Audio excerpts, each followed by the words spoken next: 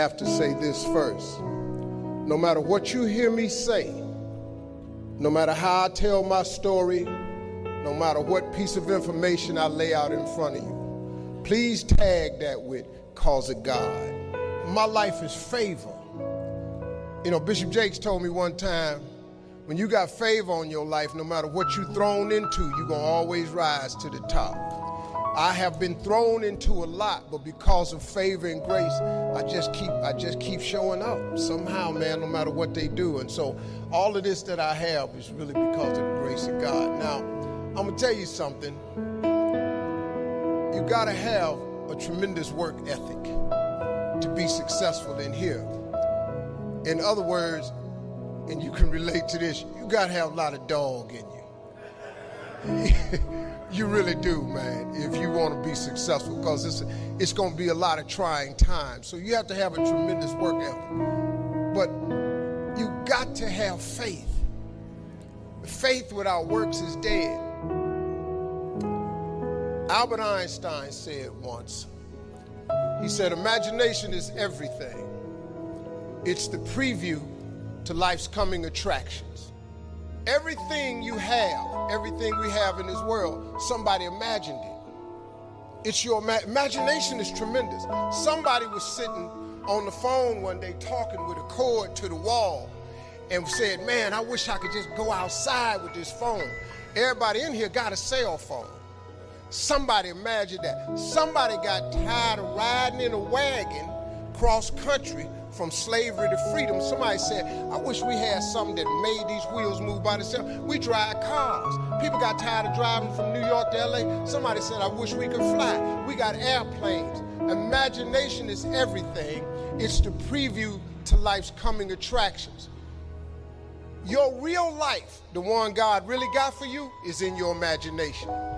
It is not in your current situation or your current paycheck. And if you've been living like that, you have then restricted yourself to a commonality that is really not yours. Because what really God got for you is really in your imagination. Faith is the substance of things hoped for and the evidence of things not seen. So when I told you a minute ago, you got to have a tremendous work ethic, but you got to have a lot of faith. I talk to so many people who get older, like some of us are, and they've lost their faith. Well, faith is really simple. Faith is the substance of things hoped for. All that means is in the beginning, you just hope something pop up. You know, you just kind of hope something happened for you. I was hoping I would get on TV.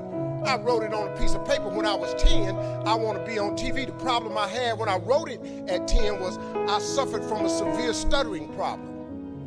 I could not talk outside of my house. So can you imagine when I wrote on a piece of paper, I want to be on TV and turned that in? But when I wrote it on the paper, it wasn't factual. It was just hoping. You just got to start with the hope. Faith is the substance of things that you hope for. You just hope something jump. Then what happened is through grace and favor, he give you a couple of them things you hope for, and then you're supposed to start believing then. Because now it turns into faith. But if you take this scripture, faith is the substance of things hoped for and the evidence of things not seen. What is the evidence of things not seen? I just told it to you. Albert Einstein said, imagination is everything. It's the preview to life's coming attraction. But guess what? Your imagination really is. It's the evidence of things not seen. Because your imagination, you know why it's the evidence of things not seen? Because you're the only one can see it. Your imagination is actually God showing you a preview of a coming attraction that he has for you. The moment you don't believe in your imagination, you negate what he got for you. Your imagination is the preview to life's coming attraction. It is the evidence of things not seen, because can't nobody see it with you. Your problem is you keep telling your imagination to the wrong people. See, if you want to kill a big dream, tell it to a small-minded person. It's dead. How many times, man, have you had a tremendous idea, something you thought was the one, and you went and told it to your loved ones, and your so-called friends, and they shot it down. I mean, you was convinced that it was just, oh man, I just came to you. And you told it to them and they shot it down. And you thought since they was your loved ones and they friends and they got your best interests at heart, you believed them. You was wrong. You let them talk you out of what God got for you. Some of y'all still sitting here with the ambition of opening a business one day, but you scared to go start the business because you got a job and you got bills. Rich people got bills. Everybody got bills. Hell, I got bills. Everybody owes somebody something. I got something with the bank right now. You're going to let the fact that you got some bills stop you from opening the business, the thing that God done put in your imagination? So you're going to squash that because you got bills. Everybody got bills. Your real life is in your imagination. Can you grab what I'm telling you? So I don't know what you thought I was gonna say to you. I'm just a real dude. I don't even have the education you all have. I flunked out of school. I ain't got no education. I don't use 4-syllable words. What I'm sharing with you is stuff that everybody can apply today. If you're sitting in here thinking that you're too old to listen to what Steve Harvey, hell, I'm 60. But I still rely on my imagination. See, if you think you're too old to make it, let me give you a prime example. Colonel Sanders. Colonel Sanders has been frying chicken his whole life. He was telling everybody he had the best chicken in the world. Ain't nobody believe him. They turned him down everywhere. Colonel Sanders didn't get a franchise till he was in his 60s. Kentucky Fried Chicken sell more chicken than anybody in the world today. So if you're sitting there thinking because you got a little gray on you, and you're too late, as long as God waking you up in the morning, that's the sign that he ain't through with you. So what you tripping for?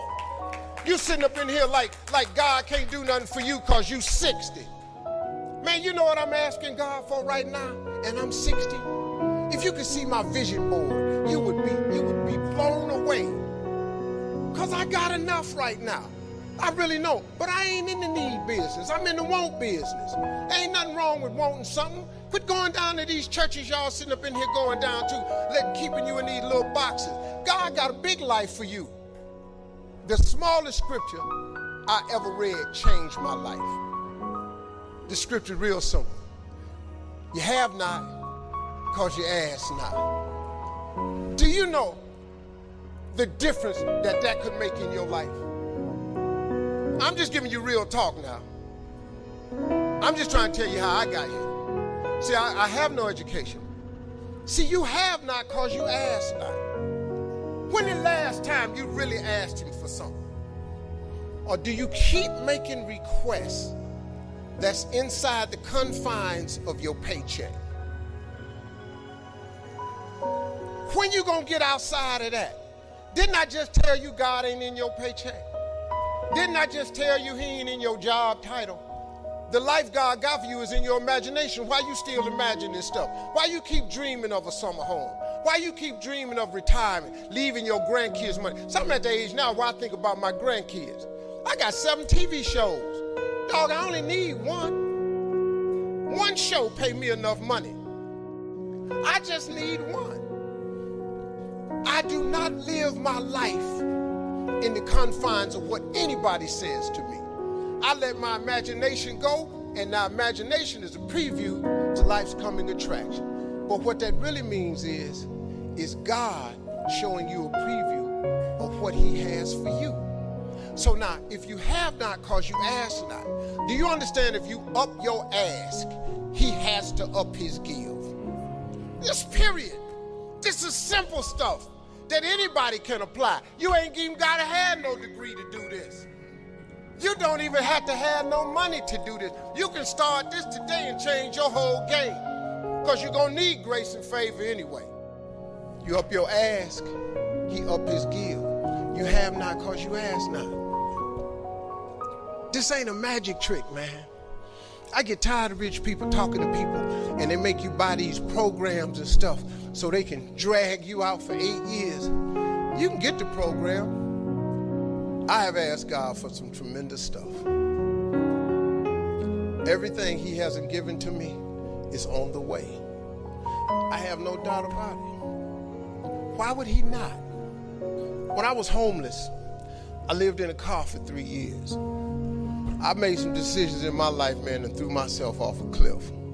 My decision in October 8th, 1985, I walked into a comedy club for the first time on a dare from a girl. I walked into a comedy club for the first time. Had never heard of a comedy club. But all my life, I wanted to be on TV. Had never heard of a comedy club. October the 8th, I walked into Hilarity's Comedy Club in Cuyahoga Falls, Ohio. It's right outside Akron. I signed up for the following week because I just wanted to see what the comedians did. Man, I saw live stand-up for the first time. They had 10 acts supposed to go up. 9 of them went up. The 10th guy got scared and ran out the door. So I had signed up for the following week. The guy says, listen, we lost our 10th act. We're going to go to the phones. We're going to go to the week from next week. If Steve Harvey's here, come on up now. So I ran up on stage. I don't even know what to do, but I just started talking about boxing and stuff that happened to me. Audience was hollering, laughing. They brought all 10 of us back up on stage. They had a clap off. I won the clap off. I won $50. I cried from Cuyahoga Falls to Cleveland. The girl kept saying, why you crying? It ain't but $50. I said, no, you don't understand. This way more than 50. This what I do. She said, what you mean this what you do? This just your first time. You don't understand. Something happened to me. I won amateur night. I went to work the next day, October 9th, 1985, and quit my job. Now, I don't recommend that you do it that way, because 2 years later, I was homeless. Because the first year of comedy, I made $3,400. The next year, I made $4,800. And the third year, I made $5,300. I got a wife, a set of twins. I'm sending every dollar I got to them. So I tried to live on $50, $75 a week. Gas was 38 cents a gallon back then. I just stayed in my car. So I lived in my car for 3 years. 3 years, I lived in my car. And what happened was, I just said, man, so I used to fish all the time to eat, because I'm a fisherman, I'm a bass fisherman. So I used to stop at lakes and ponds and just fish. And every month I get run off from somebody's land. Hey, get away from here. Hey, move along, that's not yours. Hey, stop fishing here. I just get run off. And he didn't understand. And one time I had fish on the line. They said, you got fish on that line? I said, yeah, throw them back. I had to throw them back because I used to stop at rest areas with them little cast iron grills. I kept charcoal in my car. I started a fire and I eat fish. There's some days I wouldn't eat. So that they thought I was just fishing, but I was eating. So I said one day, I said, man, you know what? One day, man, I'm gonna give myself some land. I'm buy myself a piece of dirt. So fast forward, God bless me. I get on TV when I'm 38. I'm on Showtime at the Apollo. Lord have mercy. They gave me my money. I saved my money up. I saved $250,000. I said, I'm going to give me some land. I went to Texas, and I'm about to buy some land. But before I went to buy the land, I was curious. I just had the thought. I said, man, I wonder how much land is on earth? How many acres is on earth? Because you know it's not going to change. You know, God lets you fly. God lets you dive underwater. God don't let you make dirt. Can't make dirt. So I looked it up. It's roughly over, just a little bit over, 36 billion acres of land. 36 billion acres of land. So I just got a little bit more curious, and I said, well, how many people on earth? I looked it up, and there's about 6 billion people on earth. So I did some Steve Harvey thinking. I said, okay, if it's 36 billion acres of land and it's about 6 billion people on earth, everybody ought to have 6 acres of land. Not just me, just thinking. So I asked God, could I have 6 acres? That's all I wanted. Because you know the one thing I wanted? I didn't care if I put a house on it or nothing. I just wanted to be a stand somewhere and couldn't nobody run me off. So I got this money, man. I saved my money. I saved $250,000. I'm going and I'm looking for some land. The first day I get there, I see a piece of land in Texas, so beautiful, I couldn't believe it. Had rolling hills, had a pond on it where I could fish. The dude took me over there. I look at the land, and I'm looking out. I said, man, this is great right here. I said, sir, how much is this right here? He said, well, it's about $600,000. I said, man, I ain't got that kind of money. He said, well, how much do you have? I said, I got $250,000. I said, well, let me think about it, man. He said, let me think about it. And I was standing there, and then I stopped. I said, sir, can I ask you a question, man? How many acres of land is that? He said, this is 6 acres.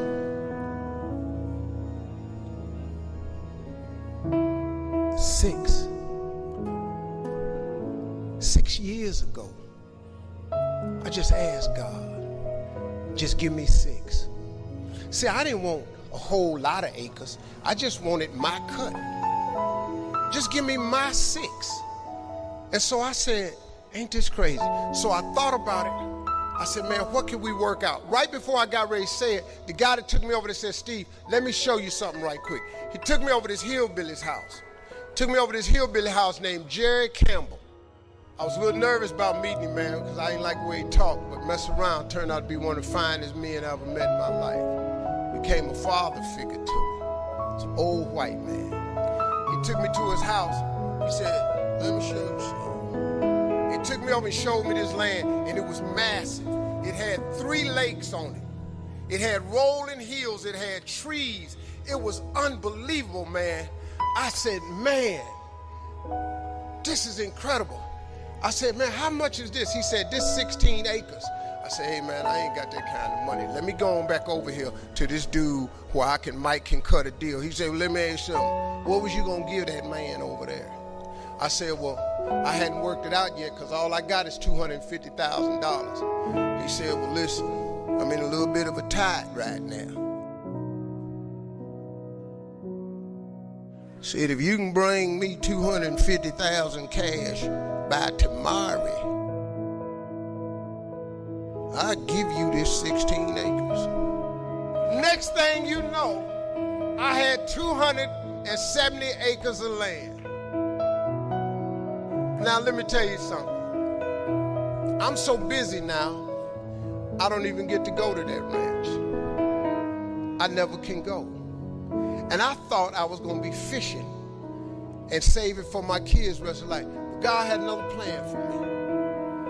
That's the ranch that I have my mentoring camp on. I bring 1,000 black boys out there with 1,000 single mothers. And that was the purpose of that ranch. I never go there to fish at all. But see, that's what I wanted. I thought that's what it was for. But God got another plan. His way is way bigger than yours. You can't even see his way.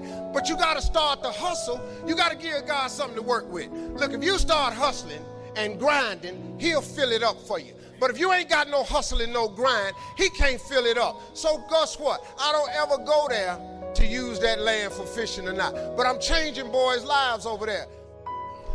My story is really a story about faith.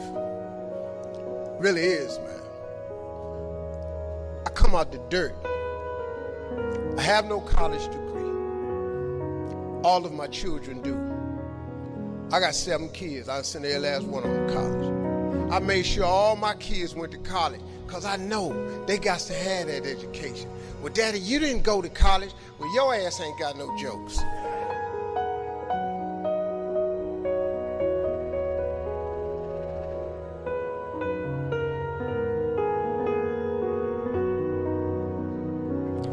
It's been important for me to empower my children, but not only my children, but thousands of young people across the country. And education is the key for a lot of people. But when I speak at colleges and stuff, I tell people, number one thing in your world is not your education. It's your dream. So what you dreaming about, y'all? What you still dreaming about? What is God still showing you in your imagination? What are you so afraid of? Why would you not take that leap and go for it before you mess around and die? Why would you not go and see what God really got for you before you leave this world? Why would you hang on to a job?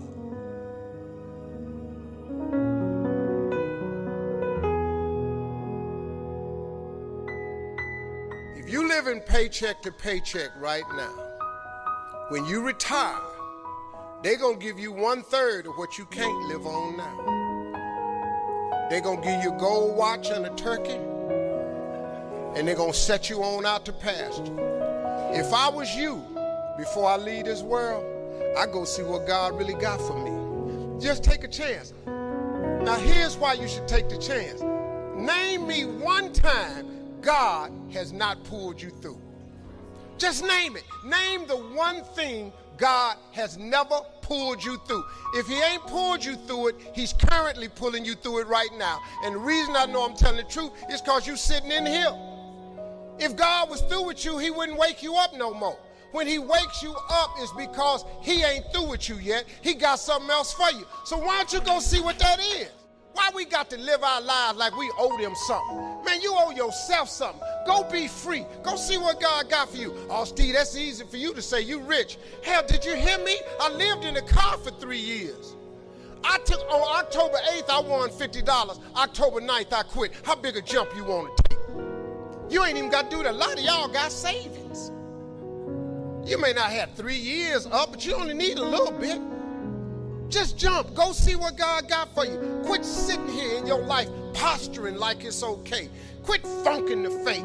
Quit faking the funk. Quit got people thinking you something you ain't, man, when you really know you won't be something else. You ain't got to believe me, but you can look at me. I'm telling you, it's proof in this here now that the God you serve really will give you what you ask for. He will. I'm not your preacher. I'm a hood dude that done messed around with no education. The mess around got to the top of the TV world, balling out of control. And I'm telling you, I was homeless and lived in a car, and I ain't got no education. Now y'all in here got degrees. I see it on your forehead. I see it on you. I feel when I'm around educated people. I know you know how to study it and math. I can look at you, and I'm so proud of you. But hey, man, the next level. The man without a dream or vision shall perish. It never mentions if you don't have an education.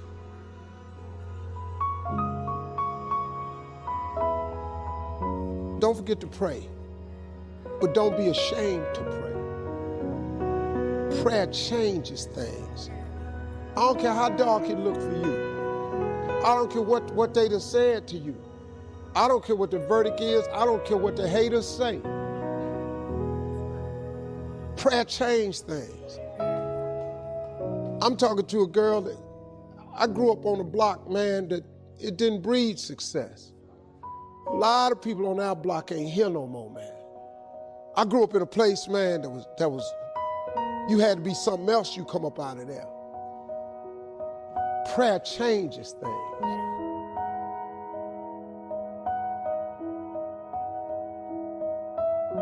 I was told I would never be nothing. Prayer changes things. I flunked out of school. Prayer changes things. I'm on my 3rd marriage, lost everything I've owned twice. I've been homeless and lived in a car for 3 years. Prayer changes things. The cool thing about prayer is the one thing that's available to everybody at any given time. Do you know that God ain't ever too busy for you? You know that God actually knows who you are? Do you know that God actually created you to converse with him? Do you know that God would actually love to hear from you? Do you know that I like talking to him even when I don't really need nothing? Quit playing with this here. You're not gonna make it without God. If you've tried it so far, tell me how that's working out for you. It sucked, don't it? You need God. Don't you think I got here without him. I've needed him every step of the way. If it wasn't for God, I wouldn't even be standing here today. Quit being ashamed about it and worrying about who looking. Go somewhere by yourself today and tell God you need some help. Tell him that you're just tired of trying to figure it out for yourself. You can't be tripping with my walk with him because my path ain't been like yours.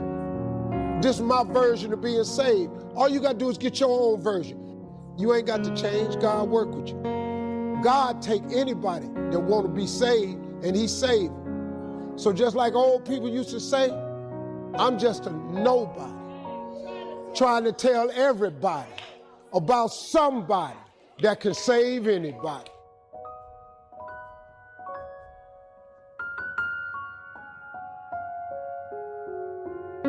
Two things, my dream and my faith. Faith is the belief in things that you cannot see. You can never lose faith. That's the key. You have to believe in something that you can't see. You have to believe when you don't see no way how. You have to buckle down and keep believing. God is always coming. Here's the deal. The moment you ask God for something, he boxes it up and he ships it to you. Here's the problem with the package. He never gives you the date that it's going to arrive. It's going to come. He just don't tell you when. If he told you when, it would destroy the relationship that's required to have an abundant life, which is faith. If God told you you were going to be rich in August of 2021, do you know how crazy you would talk to people from now until then? Because you know on August 21, I'm going to be rich. But he don't tell you when the package is going to arrive. So here's the deal. He wants you to stay in faith to receive the package because he only delivers to Faith Street. If you step off over here to I Don't See How Boulevard, he don't ship there.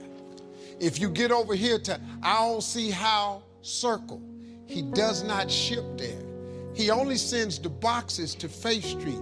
So when he sends it and you'd have moved off Faith Street, the package got to go back. It's just like UPS or the post office. If they send you a box and you ain't home, they take it back. That's how it works, man. Let me tell y'all something. Being successful is not a magic trick. You just have to learn the principles of success. I ain't got no degree. I got nothing like that to tell you about. I didn't finish school. I flunked out of school. I'm on my third marriage. Lost everything I've owned twice. Been homeless, lived in the car. I am telling you, your education ain't got nothing to do with it.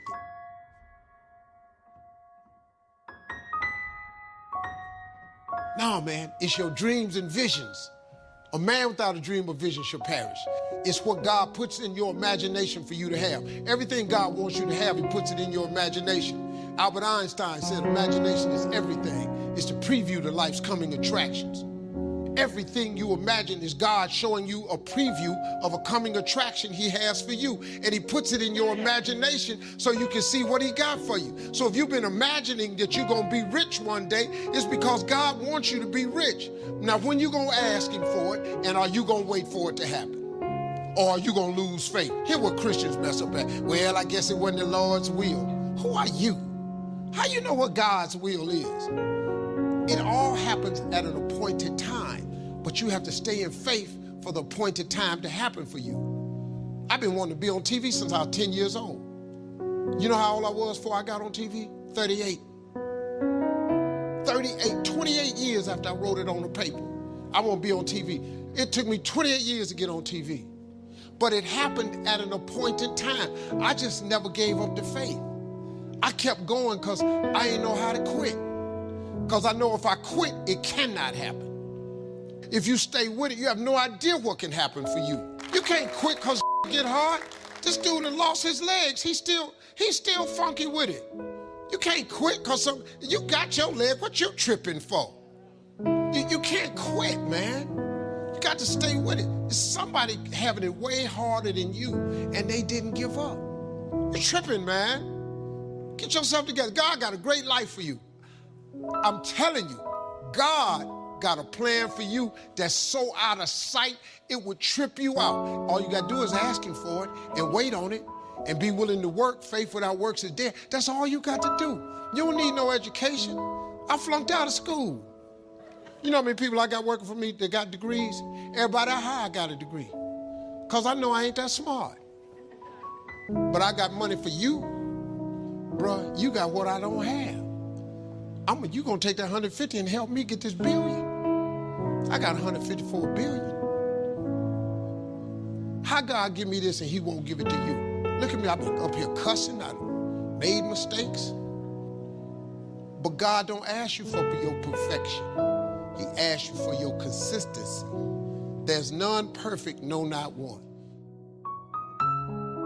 I'm gonna give you the 2 scriptures that changed my entire life. Now, I had heard these scriptures growing up, but it didn't sit with me until I was homeless. The first scripture, you have not because you ask not. Now listen to me.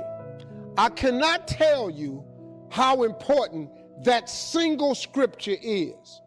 A lot of the problems I was having, and you may be having just like me, is because what I was asking God for was the wrong stuff. I kept going to him too small. I was praying for stuff that really didn't need that much of a prayer. You really think God don't know you need another job? He know all of that. But if you don't ask him for it, he can't. God don't give you what you want. He give you what you believe. See, you've been blowing it. If you up your ask, he ups his give. That's his promise. You have not because you ask not. Lord, help me fix my car so I can make it to work. Stop praying over these raggedy cars. Why don't you ask God for a car that don't need fixing? Oh, you think that's too big for him? Is that it? So you don't ask this great God for big stuff because you don't see how you can get it. You're not supposed to see how you can get it. You're just supposed to ask him for it. See, the how-to is none of your business. You keep getting in the way of the blessing because you all up in the how-to part of it. Show me the scripture where he tells you to figure out how to do anything. He don't ask you to how-to nothing.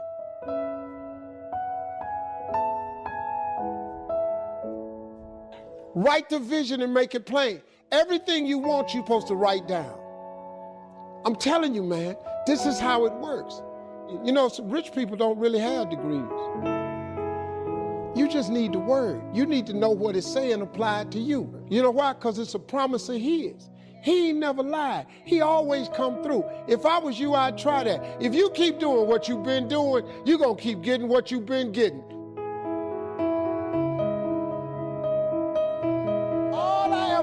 God for was to let me eat. Let me sit at the table with the big boys. Take me from this homelessness that I'm in and fill my coffers with spoils. You know how much I have today? I have more than I ever thought I'd ever have. God done gave me more than I asked for because he got this thing he has called grace. The grace is, I wish I could buy it. You know, I wish I could buy grace, man. Justice is when you get what you deserve. Mercy is when you don't get what you deserve. He said, but grace is different from both of them. Grace is when you get what you don't deserve. Do you understand that? God has this thing that he passes out called grace. You ever heard old people say, all I want is a little more grace? Because guess what? He passes it out and he gives you things you don't deserve. I do not deserve this life I have. I'm just telling you flat out. The money I make, where I live, what I drive, how I travel, how I vacation, I don't deserve it. I work really hard, but I really don't deserve all this. I don't.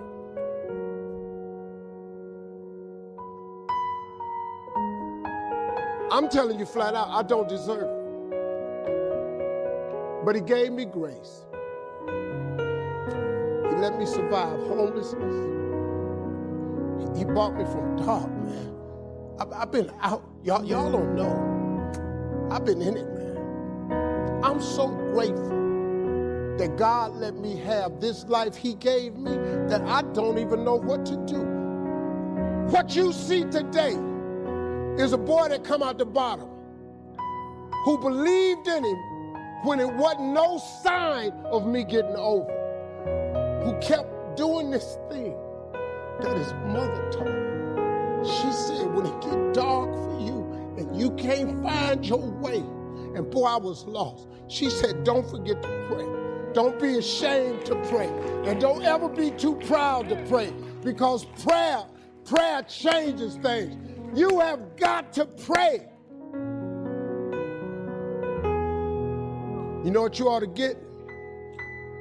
You ought to create your relationship with God. Because if you do that, he gonna put some grace on you. And he gonna give you some things you don't deserve. Then you won't need no education. You won't need to go and complete the program no more. You ain't got to go over here and ask nobody where they hide. God takes you to places that you never ever thought you go. I never saw myself here. But that God I serve, he saw me here. And he put me here. And all I'm doing right now is telling you that with God you can make it. I don't know why he had you come to this show. I don't know why I'm telling it to you like this today. But if you ain't ever tried God, listen to me. You should try him. Because he's very available to you right now. He don't love me no more than he love you.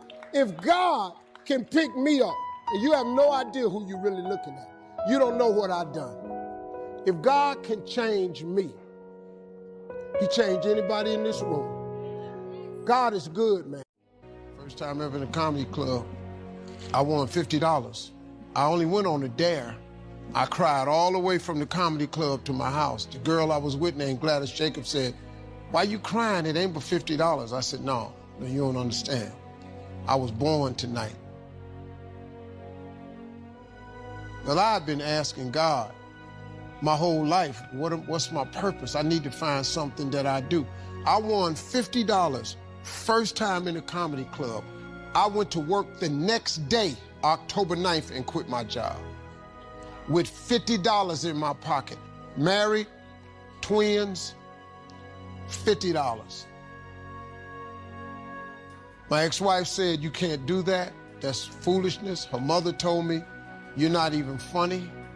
My mother told me, boy, you don't do stuff like that. You work like your daddy and your brothers.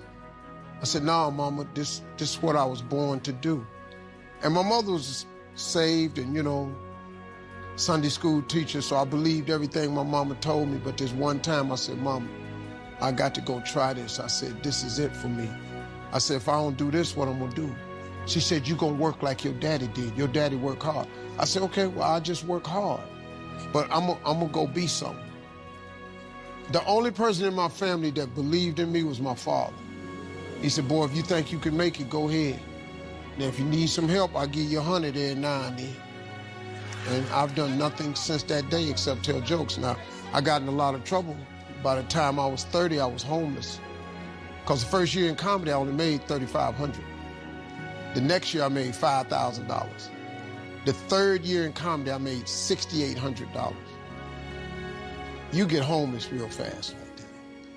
So I was trying to make my little money and send it to my wife and kids, but it wasn't enough.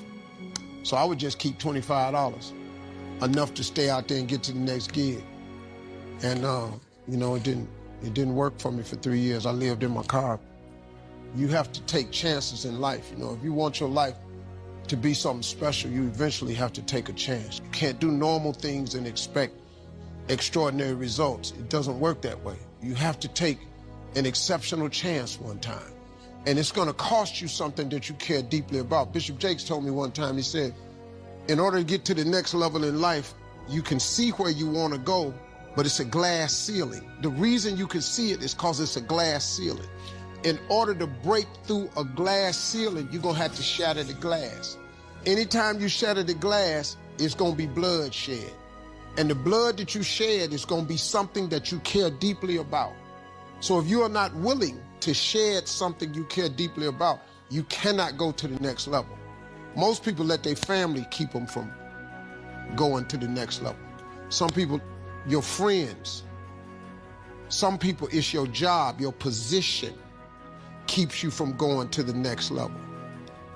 But if you go to work every day and you ain't happy, if you don't wake up overjoyed to go to work, that ain't no life, man. You got the wrong job. And you know why you got the wrong job? Because you ain't living in your gift. You only find peace and happiness when you live in your gift, the thing God created you to be. If you don't ever do what God created you to be, man, you'll never be content. You'll be miserable.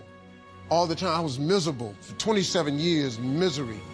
Couldn't figure it out until I won that money. I won $50. Just 50, which changed my whole life. I made a lot more since that 50. But guess what? I still tell jokes. So all these years is jokes. I don't be nothing else. I don't be funny. That's the deal, ain't it? If you hire me, you gonna get these jokes. Cause that's my gift. What you want me to do? They hired me to speak at this insurance company one time. All these big wigs sitting there. So I started telling jokes. The audience was dying laughing. This guy came up to me and said, I hired you as a motivational speaker. I said, that's what I do. Well, what's the laughing for? I said, because it holds people's attention. I said, go ask everybody what they got out of my message today. It ain't gonna be the jokes. It's gonna be something I told you. But you know, you got people that they don't want to hear that, but that's my gift. And if you live in your gift, you'll find your completeness. Until you live in your gift, you cannot be complete. When God created you, he gave you all a gift. All of you in here are gifted. You are gifted people. What is your gift? Your gift is the thing that you do the absolute best with the least amount of effort. Once you identify that, your life changes. God takes you to new heights. You find peace, you find joy. You wake up in the morning, you can't wait to go to work. If you waking up in the morning and you hate going to work, it's because you ain't living in your gift. I don't even have an alarm. I wake up every day ready to go to work, because guess what? I'm gonna go tell these jokes. They're gonna give me this check. Look what I'm doing. Look, that is available to you, though. That God that created you has that same thing available to you. Every last one of you. I bet he do. I dare you to try it. I dare you.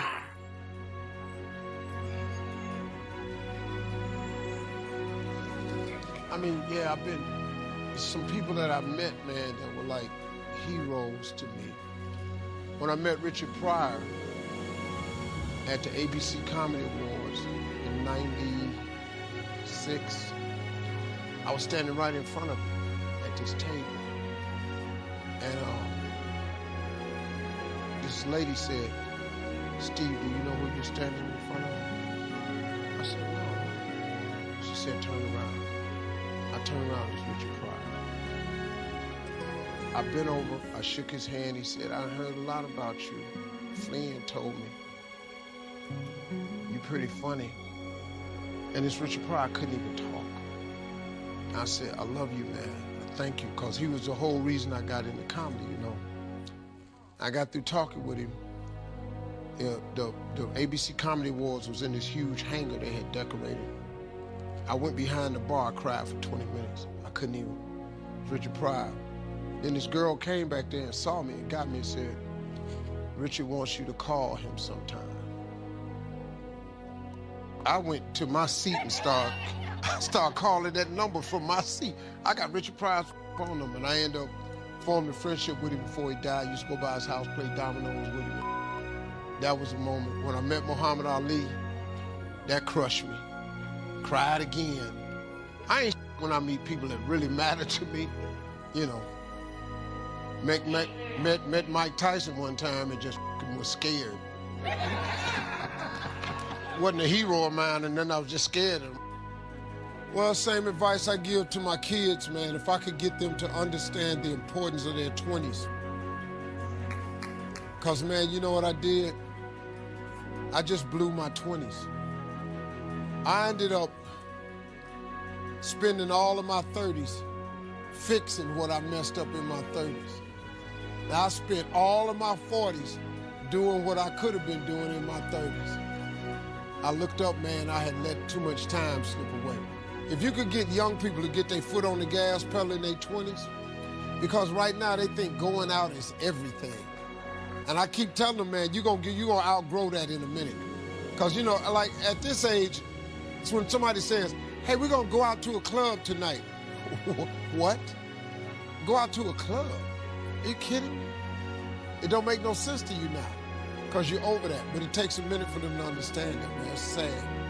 I wish they'd get it, but I wasn't clubbing in my 20s. I didn't know how to make a vision board. I didn't know how to. What really changed my life, man, was I got in Amway when I was about 24. I got in Amway. And that changed my life, man, because the first time ever, they introduced me to self-help books. And I read 2 books that changed my life. It was The Power of Positive Thinking by Norman Vincent Peale and The Magic of Thinking Big by David Schwartz. I read them books and it changed my life. But it also made me remember what my mother had taught me, because she was a Sunday school teacher, because all self-help books are Bible-based. It's nothing, everything comes from the Bible. All them self-help books, that's Proverbs. That's all it is. It's the book of wisdom and understanding.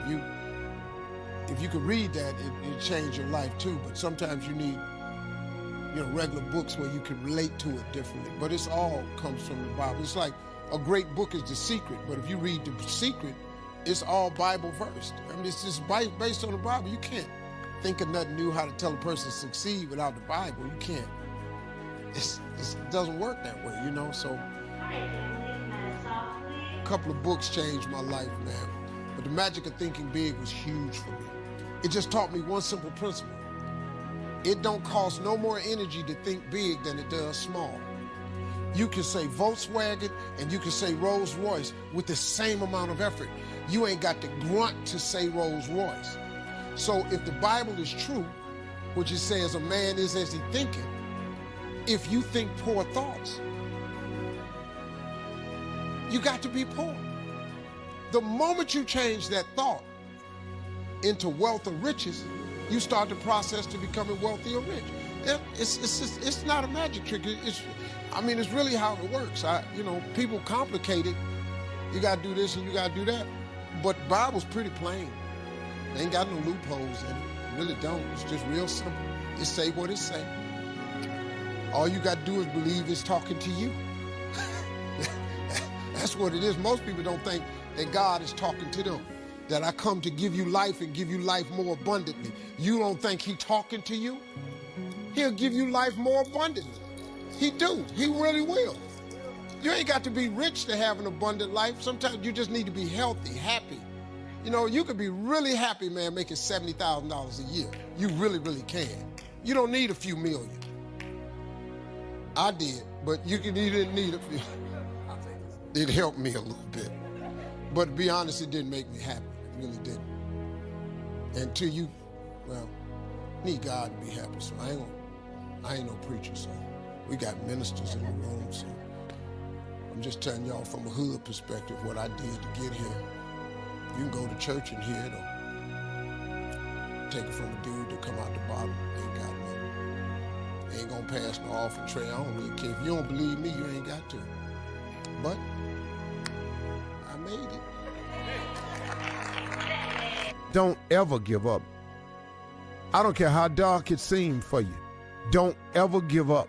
Don't ever stop believing. And I know sometimes that's difficult because it seems like, man, it ain't going right at all. I was reading a book T.D. Jakes has out. It's called Hope for Every Moment. It's like one of those, you've seen those daily thought books. It's inspirational thoughts for every day of the year is what it is. My daughters actually gave it to me for my birthday because they've seen me change as a person over the years. I'm not guessing this, they've actually written it to me. And so they really do appreciate the change of me just becoming a better person, because when you become a better person not only for yourself, but a lot of people are affected by you being a better person. Your children are affected, your wife is affected, your co-workers are affected, a lot of your friends are affected, your neighbors get affected. But when you become a better person or start to make that change, it affects a lot of people. The biggest benefit of it all will probably be you. I know I've benefited the most. There are so many auxiliary benefits of just being a better person. And I've stopped saying trying to be a better person because I just got to go about the business of getting better. Now, doesn't mean that I'm mistake-free. That's not what that is. And it doesn't mean I don't still need encouragement and I won't fall and make a lot more mistakes, because I will. But I find, man, in these books that they give me, I find so many inspirational things. And this morning when I decided to say to everybody, don't ever give up, because I know how difficult it can be, because I do understand, man, that we will all face moments and challenges in our life that's going to require us to just hold on. I wanted to encourage everybody. In this book I read, it says, well, it didn't say it, but I'm paraphrasing it now. If you ever felt like you can't find him nowhere, you ever been in a hole so dark and a situation so bad, you just felt like, man, I just can't find him nowhere, or I can't find him where I thought he would be. I've actually felt that before. And I was thinking, man, well, okay, Steve, well, maybe a lot of people have been feeling that way. Maybe you ought to share your experience with them. And that's what I'm doing today. Maybe you've told yourself that the storm gonna be over soon. See, this is the one that I used to do. I used to say, man, the storm gonna be over soon. And then the sun came out and then it just left. Okay, hold on. Then the sun came out and then it just left. And then the rains just keep coming. Sometimes, man, you just go, wow. And it almost feels like God done missed his appointment. Okay. See, this is why I used to really get in trouble. I used to think, man, okay, is he not listening to me? Does he not hear me? Because I'm not only calling, I'm actually crying. I'm crying out. And I want this to be fixed now. I used to think, okay, man, I've been praying about this. I've been going through this. Okay, I done said I give. I done already said I get the message. I've done said I get the point. Man, I was wrong. Do I have to keep getting beat like this? Ain't I paid enough for my wrong decision? I used to just think like that. I think he'd have moved on it by now. But what I want y'all to remember is that, and this is what I read in this book. In the book it said that God doesn't synchronize his clock by your little mortal watch. God don't synchronize his clock by your little watch you got on your wrist. God is in control of this whole thing. He does not move in a timely basis according to what you got to have. Now, he gonna fix it for you. He gonna get it together for you. But it's in his time, because he doing a whole lot of shaping and moving. And what I had to learn about when I was praying for stuff was, it ain't just me that's affected. Remember at the top where I said when you become a better person, it affects everybody? Well, guess what? When God answers a prayer, it affects everybody. See, everybody got to learn lessons along the way. And maybe he got you going through a little bit more than what it looks like they going through, because he never puts more on you than you can bear. And so he puts you in a situation that you can handle. So what you got to do is, since God don't synchronize his clock by your little mortal watch, he got a set time that he gonna bless you. The key for you is to hold on. That's the key for you, is to hold on. Okay, let me tell you this. I was gonna tell you this. The way to become a millionaire, if you could think of how to become a millionaire, you do it by Friday. You don't have to go that far. All you have to do is think of your God-given gift. All of you have the ability to make, you can charge, all of you can do something somebody will pay you $10 to do. I don't care if it's cutting grass, doing their hair, painting a wall, babysitting, taking care of the elderly, teaching, tutoring. Everybody can do something for $10. This is how I got to this place of success. My jokes were $25 a night. I made that for a long time. Whatever you do to make $10 is a gift that God has given you at birth. Because God never created a soul he didn't give a gift to. All of you have one. All of you have one. I don't care if it's frying chicken. Some of you fry chicken better than anybody else. Make pie, do hair, something. Do whatever it is for $10. After you make the $10, I want you to do it 10 more times. You'll now have $100. After you make $100, whatever you did to make the $100, that $10 idea, I want you to do it 10 more times. You're gonna have $1,000. Now, it's gonna get a little more difficult, but after you make $1,000, whatever you did to make the $1,000, I want you to do it 10 more times. You now have $10,000. Now we gotta focus now. Whatever you did to make $10,000, that started off with your $10 idea, what I want you to do is focus. I want you to do it 10 more times. You now have $100,000. Now, this is where it gets very, very difficult. You're gonna have to hire some people. You're gonna have to pay some people some money. But you take that $100,000 and you reinvest it. And what I want you to do is whatever you did to make the $10 that you did 100 times, that turned into $100,000, all I want you to do is take that same idea. Don't change nothing. Do it 10 more times. I got news for you.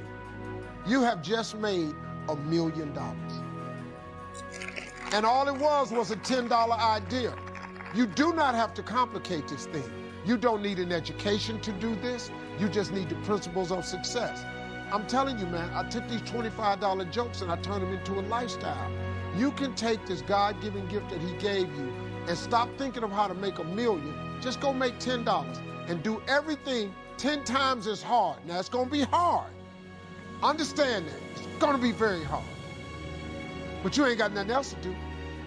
Because let me tell you something about being not successful. Being not successful, that's really hard too. So you might as well apply yourself to something that has a benefit. I'm telling you, that's how you make $1 million. Quit tripping. Quit tripping. You have the way God has already given it to you to make $10. All you got to do is do it in multiples. That's all anybody do. That's all. It's just 10 people got on Facebook, then 10 more people, then 10 more people, then 10 million got on. Now they got 100 million people on Facebook. Now, this dude making billions of dollars. It's the same thing. It's what it is. You have it in you. You just got to apply. And you got to believe that it can happen for you. All right, you ain't got to believe me. I'm just trying to tell you. I'm telling you.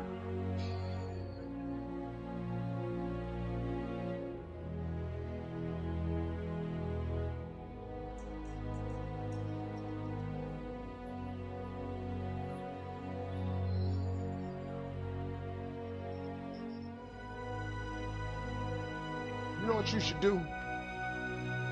Every time you get a chance to experience first class, you should do it because it plants a seed.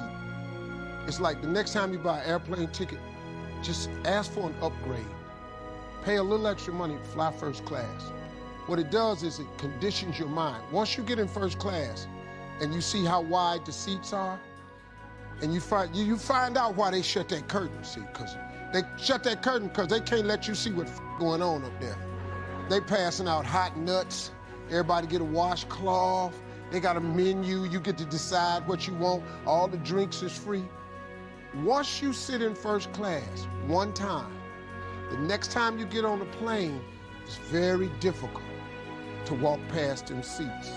And then your mind starts thinking of ways to get back to first class. And guess what? That's what you start attracting to your life. And you start behaving and producing stuff to get you back into first class. That's how you move up. You just, like buy you one really expensive outfit. Just see how it fits. That shit is high for a reason. Don't think they down there just putting prices on. Buy a really expensive pair of shoes, lady. Buy a really expensive purse one time. Just go down there, buy the real Louis Vuitton that ain't ever on sale. Louis Vuitton don't even have sales. just get you one. When you carry it, it changes your life.